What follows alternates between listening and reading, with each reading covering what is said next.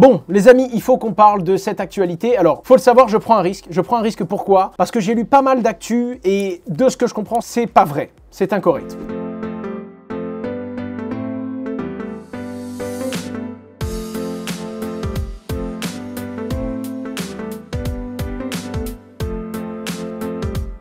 Donc globalement là ce qu'il vous dit pour faire simple, c'est que l'Union européenne interdit les transactions crypto anonymes via les portefeuilles de garde autonomes. Qu'est-ce qu'on entend par portefeuille de garde autonome? On entend ce fameux MetaMask, on entend les fameux portefeuilles unhosted, donc vos portefeuilles que vous avez peut-être, les portefeuilles dans lesquels vous détenez vous-même votre clé privée, comme par exemple votre Ledger. Alors globalement, est-ce qu'il y a quelque chose qui a été voté par l'Union européenne? Oui. Maintenant, moi j'ai demandé à Enguerrand qui était tout simplement à la partie legal chez Meria à l'époque, et il me précise quelques points que j'aimerais vous préciser. Premièrement, c'est du fake, zéro interdiction sur les self-hosted wallets, donc les portefeuilles que vous allez vous-même auto-héberger. Ça, faut bien le comprendre. La deuxième chose, c'est que c'est une régulation qui ne traite pas la crypto en soi, mais qui est destinée directement aux institutions financières au sens large. Donc, ça concerne les institutions financières régulées qui interagissent avec ces différents flux et crypto. Et pour le coup, les futurs CASP, c'est-à-dire l'équivalent PSAN, donc PSAN, c'est prestataire de services d'actifs numériques, entreprise régulée en France. Les CASP, c'est l'équivalent qu'il va y avoir quand MiCA, la régulation européenne, sera en place, c'est-à-dire 2025-2026. Ce fameux texte interdit au CASP de fournir un compte anonyme de conservation de crypto ou de fournir des services à quelqu'un d'anonyme. C'est déjà le cas aujourd'hui. Meria, par exemple, notre société qui est régulée, on ne peut pas fournir des services financiers à quelqu'un d'anonyme que l'on ne connaît pas. Parce qu'en fait, si il est avéré sur le long terme que cette personne blanchit de l'argent, on doit être capable de fournir des informations sur lui. Il y a également une exception, évidemment, c'est pour tous les acteurs ne détenant pas la clé privée de leurs utilisateurs, comme par exemple Ledger ou MetaMask, parce que tu as des utilisateurs à qui tu proposes une solution, mais tu ne connais pas tes clients, et c'est normal, c'est pas toi qui as la clé privée, donc tu leur fournis un service que tu ne peux pas contrôler, parce que naturellement, toi, tu leur fournis une solution totalement décentralisée. En plus, une petite bonne nouvelle, à la base, il y avait une interdiction pour les marchands de recevoir des paiements de portefeuilles inconnus au-dessus de 1000 $, et ça a été retiré. Par contre, si le marchand veut pouvoir réaliser des transactions avec une entité en passant par un CASP, il peut. Ça va permettre aux gens qui ont un compte sur ces différents CASP de réaliser un paiement crypto de plus de 1000 €, mais ils devront naturellement faire un KYC. Le client devra être reconnu.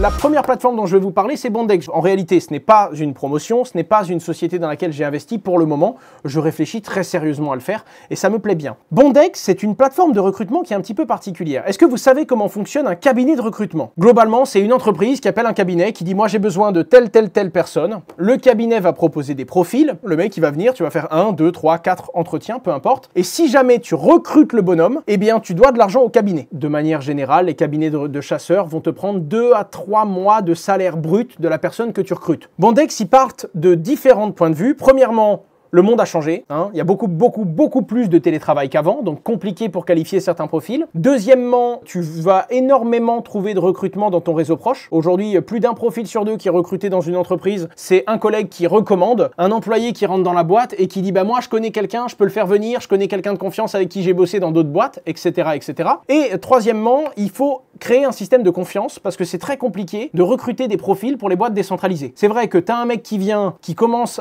dans ta boîte, tu le connais pas, tu sais pas d'où il vient et globalement tu sais qu'il va bosser à distance et tu vas juste lui parler sur Telegram, le management est en train de changer. C'est différent quand même d'avoir tous tes employés au bureau ou d'avoir des employés que tu vas aller recruter à l'autre bout du pays et que tu vas peut-être jamais entre guillemets rencontrer en vrai quoi. Et le truc qui est intéressant, alors évidemment principalement c'est une agence de recrutement Web3, vous n'avez pas encore de société d'ébénistes dessus, mais il y a des grosses structures qui recrutent là-bas. Je voulais vous en parler. Déjà parce que ils ont annoncé leur lancement et ils vont être sur CoinList. C'est pas n'importe quel incubateur, d'ailleurs je me doutais bien qu'ils étaient sur CoinList vu les investisseurs qu'il y avait. Moi je voulais vous le montrer parce qu'il y avait Morningstar Venture qui est un fonds que j'aime beaucoup et c'est d'ailleurs comme ça que je les ai rencontrés et c'est pour ça que j'ai accès à eux. Ce qui est intéressant ici, c'est deux choses. Premièrement, vous pouvez aller et vous pouvez postuler à une offre. Vous n'êtes pas simplement obligé d'être recruteur ou recruté. C'est-à-dire que vous pouvez aller sur bondex.app juste pour référer des gens. Et quand je dis référer, c'est pas genre je vous donne un lien, vous y allez et vous dites je viens de la part d'Asher. Pas du tout. Vous allez entre guillemets voir tous les posts qu'il y a, donc vous allez voir beaucoup de boîtes Web3, hein, du Binance,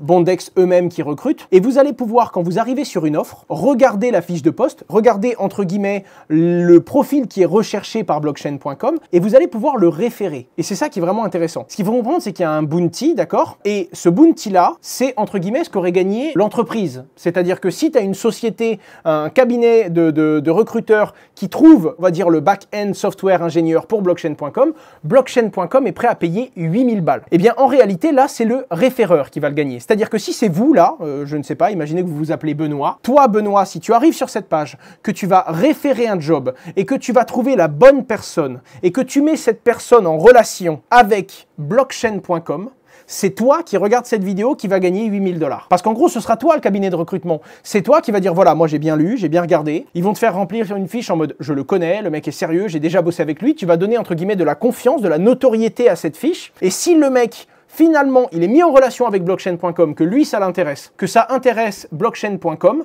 eh bien, à ce moment-là, au total, il y avait 10 000 balles, 2000 balles qui vont être mis dans la poche de Bondex, parce que c'est eux la plateforme de mise en relation, mais c'est toi qui auras apporter un profil, c'est comme de la cooptation, mais sans être dans la boîte. Exactement. Bref, voilà, je voulais vous en parler parce que j'ai trouvé ça sympa, c'est décentralisé. L'entreprise, elle a dû mettre un budget, c'est-à-dire qu'elle a déjà déposé, blockchain.com a déjà déposé 8000 $ en caution. J'ai trouvé ça sympathique et généralement, quand on vient me dire, Owen, j'ai un projet crypto à te pitcher et qu'on me présente une plateforme de recrutement, je me suis dit, c'est vraiment pas un truc cool qu'ils vont me présenter. Et en fait, j'ai trouvé ça très sympa, en tout cas suffisamment sympa pour vous le présenter. Voilà, je n'ai aucun intérêt de vous dire d'acheter le jeton. Un, il n'existe pas encore. Deux, je ne sais pas du tout ce que ça va donner. Mais j'ai trouvé la plateforme suffisamment sympathique pour que je vous la mentionne. Les amis, je continue l'actualité. Solana dépasse le géant Ethereum au niveau du volume enregistré dans les DEX. Alors, les DEX, hein, ce sont les échangeurs décentralisés. Ce sont les gens qui viennent échanger de la crypto-monnaie sur ces fameux échangeurs décentralisés. 21 milliards de dollars de volume. Ceux qui ont une petite idée, dites-moi dans le chat pourquoi est-ce que vous pensez que c'est pourri? Entre guillemets pourri, c'est pas vrai, c'est pas pourri, c'est bien, c'est des volumes qui sont ouf, mais vous savez très bien pourquoi. C'est quel genre de volume? Shitcoin, memecoin, que des trucs du genre. Alors bon, on aime ou on n'aime pas, hein, y a des gens qui y vont, mais c'est vraiment majoritairement des memecoins. Alors je dis pas que c'est nul, je dis pas que c'est acheté, mais en attendant, je pense quand même que c'est pas fou quoi. On peut pas comparer tous les volumes d'Ether au volume qu'il y a sur Solana, et naturellement, selon moi, ça ne durera pas. Parce que les tendances memecoin de ouais, faites du pognon comme vous pouvez, pour moi, ça ne tendra pas du tout. Et surtout, ça dépasse Ether, mais de genre 5%. Hein. 19,6 milliards sur Ether, 21 milliards sur Solana. Et toutes les Layer 2 sont connectées à Ether, pas à Solana. Hein. Et si on les intègre, on est sur autre chose encore. Je continue. Vitalik Buterin, les amis, s'inquiète pour la centralisation d'Ethereum, et c'est normal, hein. Vous le savez peut-être, mais il y a énormément de personnes qui stake leurs Ethers sur les protocoles de liquid staking. On en parlera d'ailleurs. J'ai fait un vote pour savoir si vous pensiez que c'était l'avenir ou c'était dangereux, et vous êtes plus de 33% à dire que, selon vous, c'était très dangereux. Bref, en attendant, il explique qu'il voudrait mettre en système je crois que c'est le Rainbow Protocol. En gros, c'est un système qui, plus vous êtes gros à proposer du liquid staking, parce qu'aujourd'hui, Lido, hein, représente près de 70% des Ethers qui sont en liquid staking, et ça représente 30% de tous les Ethers stakés. Eh bien, ce qu'il voudrait, c'est, entre guillemets, faire en sorte que les stakers lourds, donc qui représentent une trop grosse partie, seraient responsables de la signature de tous les slots et seraient sujets à des sanctions s'ils se ratent, alors que les plus petits stakers auraient, entre guillemets, des travaux de sécurisation qui sont moins redondants et qui sont plus valorisés, et donc potentiellement mieux payés. Et donc, ça veut dire que dès que tu as un gros staker, il a plus de risques et il est sujet à plus de sanctions, et les plus petits stakers ont moins de responsabilités quand il y a un problème et ont de meilleures rémunérations. Le fait d'augmenter la rémunération des petits et d'augmenter le risque des gros, ça devrait, entre guillemets, être 2-3, on va dire, engrenages qui permettraient de décentraliser peut-être un peu plus la façon dont les Ethers sont stakés. Est-ce que tu as vu N26 ? La banque N26, c'est fou quand même que je lise ça dans le chat juste avant. La banque N26 ouvre son offre crypto à tous ses clients. Bref, ça permet d'acheter et de vendre de la crypto directement sur N26. Bon, après, si vous voulez acheter de la crypto, vous pouvez tout simplement télécharger l'application Meria, quoi. Hein. Et pas vous faire chier aller sur N26, c'est compliqué.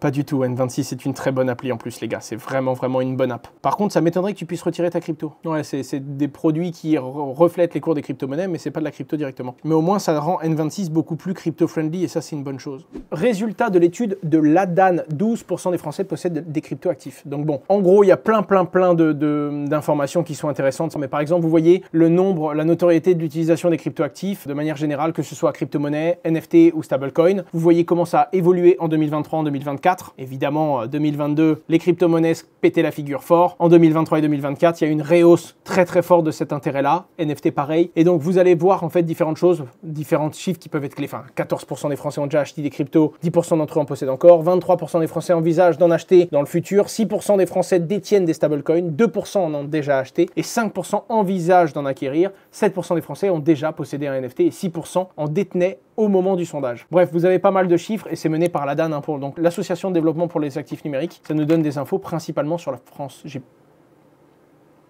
plus de piles. Plus de piles, j'ai plus de piles. Quand t'as plus de piles sur la lampe, ben la lampe elle s'éteint. Comme ça, c'est la vie.